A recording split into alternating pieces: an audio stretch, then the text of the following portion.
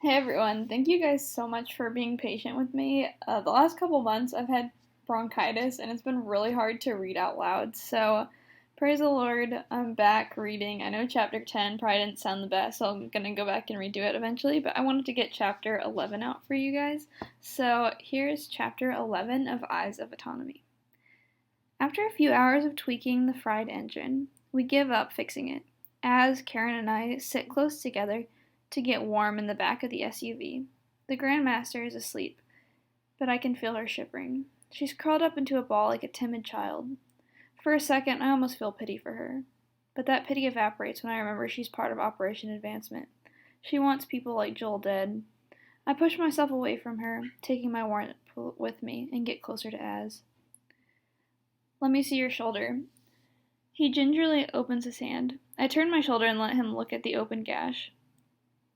Enough blood has dried and clotted, to the point where it's no longer dripping with blood, at least. I'm sorry, I had to do it. He rips out a piece of the car's interior fabric, and slowly wraps up the wound. No one's ever said sorry to me before. Ross surely didn't say it, any time he left a scar in combat class. It's weird.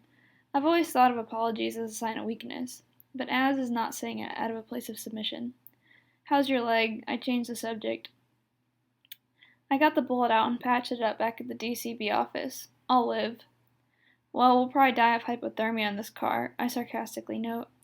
It seems like such a waste of fighting to live through all that encounter so that we can die like this. Az lets out a nervous laugh. Before my mom turned me over to the state, I used to walk to this vintage record store my dad worked at. We would listen to all the classic jazz artists together. One December, I walked there in a blizzard and caught pneumonia. I never went out on the snow after that. You remember your dad? The year he died, I was given up to the shielding. He was the one who raised me. My mom thought I'd ruin her life, because she was in high school when I was born. Dad wouldn't let her have an abortion. He thought I mattered. He always told me, to all, there's value. My mom never wanted me, and the state wanted me to remember that. What is jazz? I think about the strange idea of death. Just the thought of it makes my chest heavy. I wonder back to what Ross meant about the shielding when he said they put down the rebels. Did anyone die? I push the oppressive thoughts to the back of my mind and tell them to be quiet. Part of me knows Ross is a liar, so I'll have to go back to the shielding to see and save them myself. Jazz is the most beautiful music in the world. Jazz is the most beautiful music the world has ever known. Ever heard of any classic artists? I can't say I've ever listened to music, really. I blink and focus on the conversation. Maybe I can find some on the radio. Az crawls over the seat to the driver's seat. I follow behind him and slide into the seat next to him. He turns on the car's battery and flips through a couple stations until he finds the smooth sound of a trumpet. The sky starts to lighten up, which makes my eyes want to rest. I lean back into the frozen chair and listen to the sweet melody. A man with a deep and rich voice sings along with a woman whose voice is as smooth as the untrodden snow. The singing is about dancing. I heard once that dancing's a lot like fighting, with the movements and stuff. I think out loud. You've never danced? He smiles amusingly. I've never listened to music till now, and you're wondering if I've ever danced? Come on, I'll show you. He rolls down the car window, letting the music echo off the vast wasteland. I don't want to dance, I argue. We're going to get pneumonia. This action of dancing seems like it's for soft people. Az opens the door and stretches his hand out. I cross my arms and step into the ankle-deep snow. All right, now the girl puts her hands here. He moves my hands around his neck. Like a chokehold in fighting, I comment. I guess that's how you can think of it. And I put my hands here. Then you just follow me. He places one arm behind my back and takes my other hand. I don't like how close this dancing is. It's awkward. He walks back and forth to the beat of the jazz music. I can only hear the chattering of my teeth, but I follow. How are we going to break the kids out of the shielding? I ask abruptly. How are we going to get to California? We'll figure it out, like dancing, one step at a time. When the song ends, I step back. Fighting's much simpler than dancing. I know what I'm doing when I fight. What are we going to do with all those modified people? Az opens my door, saying, we could start a defense program for ourselves. I think about having a defense program for the people I thought were my enemies. Now I know who my real enemy is. total conformity, not the Texans. I won't force I won't force them to join. I want them to have the liberty to choose. Like a guild? I shake my head, as if I know what a guild is. We can call it the Defenders Guild. We'll fight for freedom. For life. As ads. For life, I repeat in agreement. On the slush-covered road, I hear sirens, and I know the state's coming before I can even see the DCV SWAT cars flashing their red and blue lights over the horizon.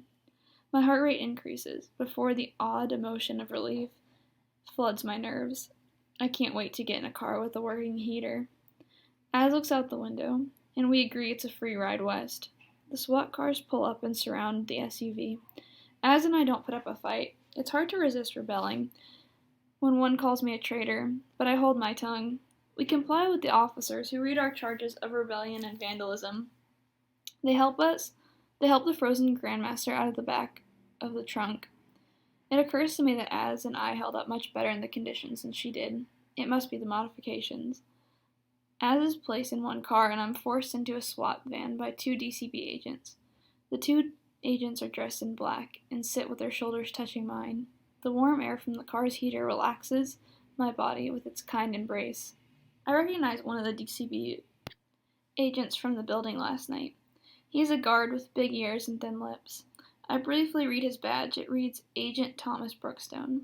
I remember him coming to the shielding occasionally on DCB duties. He doesn't bother to handcuff me. The agent knows I can break them into pieces. As the car pulls away, I watch Thomas play with the safety gun on his switch, on and off, on and off.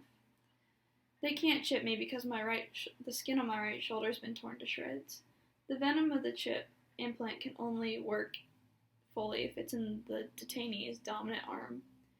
But I almost wish they could put the chip in me so I wouldn't feel the pain of my black eye throbbing.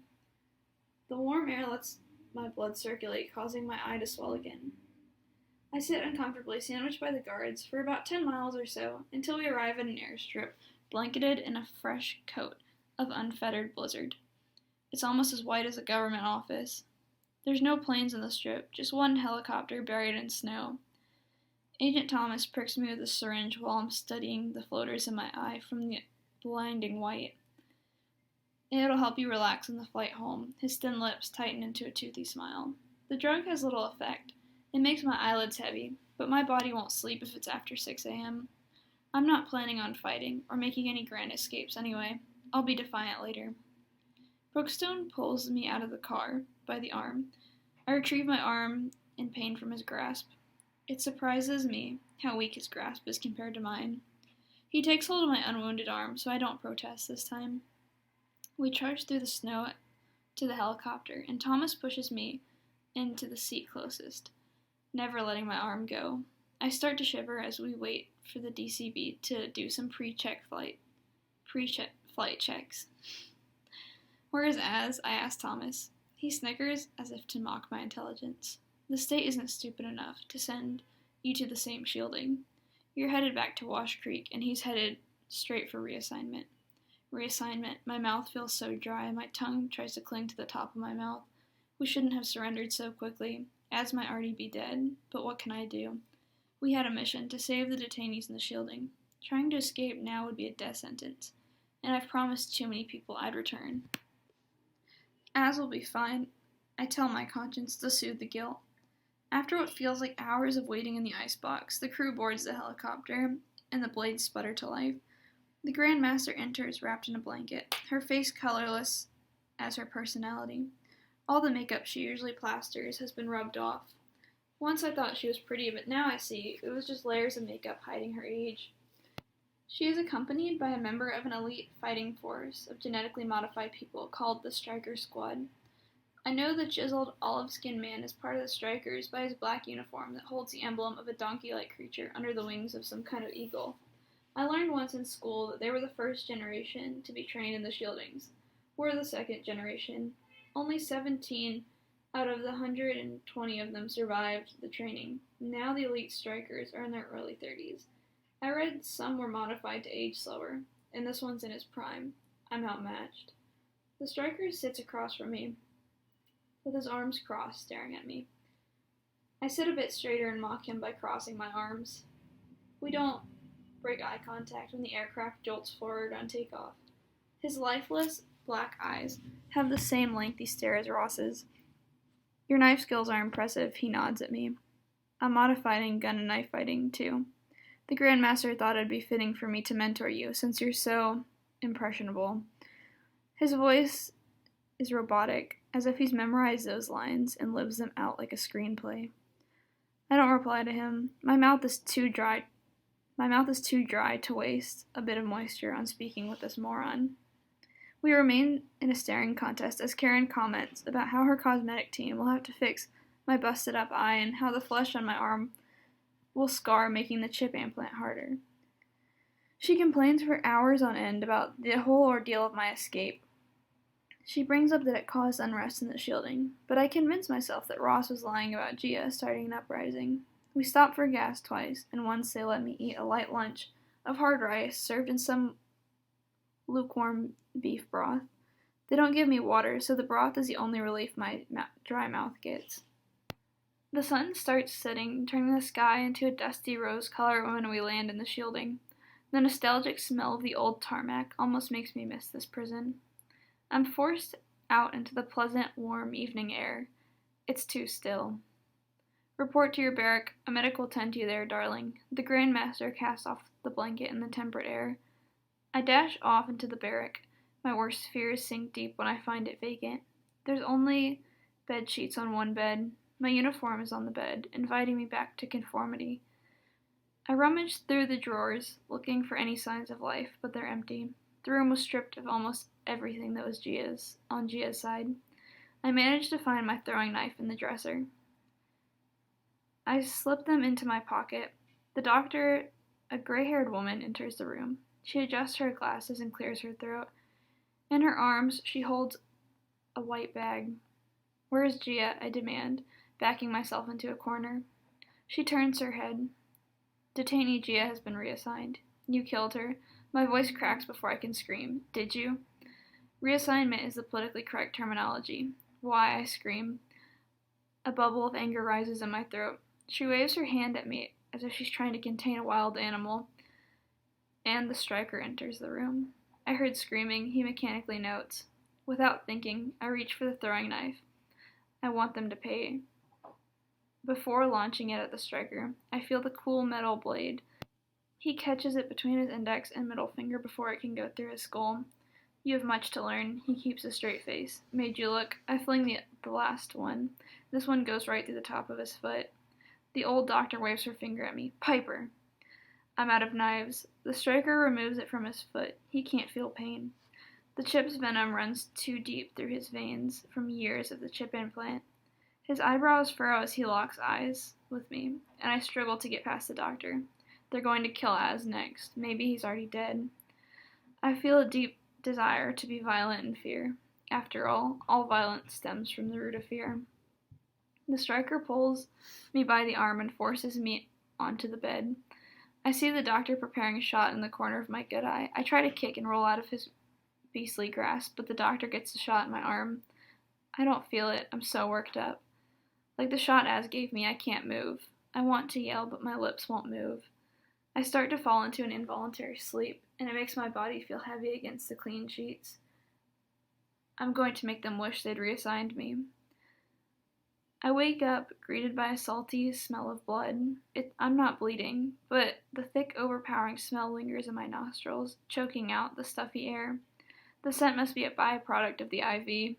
I know it makes me weak, so I can't fight. I remember them doing this during my genetic treatments. It's not there to help the pain. They want me to feel all of it. My right arm is sore from the staples and the stitches they used to close the skin, and my black eye is no longer swollen shut, but it hurts every time I blink, so I keep it closed anyway. My body feels trapped under the weight of the thin sheets that cover me, and I turn my head to see the empty bed that was Gia's. She's gone. Now I might lose Az too. The idea of never seeing them again is trapped in a numbness that covers the mind, like an ant trapped in honey.